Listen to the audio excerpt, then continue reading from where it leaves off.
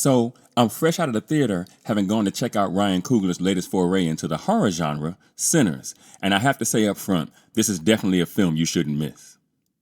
The first thing that I noticed about Sinners was its unorthodox structure, a narrative choice that Coogler himself has stated was inspired by Stephen King's Salem's Lot.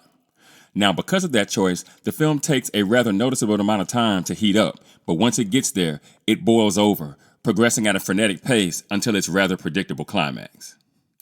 The casting was impeccable, and Michael B. Jordan challenges himself here in portraying a set of twins that were clearly written to be different shades of one another, with Smoke being the more aggressive one and Stack being the smoother of the pair, and I liked how their nicknames bear that out.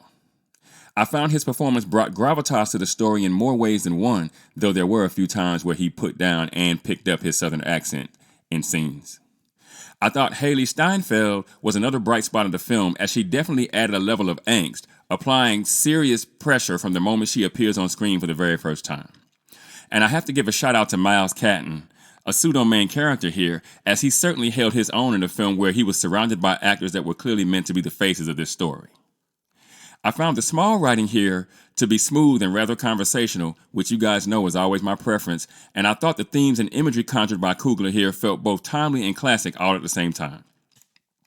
Ryan Coogler and Michael B. Jordan have been magic ever since Fruitvale Station 12 years ago, so much so that you started to wonder how long they could keep rounding the bases in Hollywood before the magic wore off.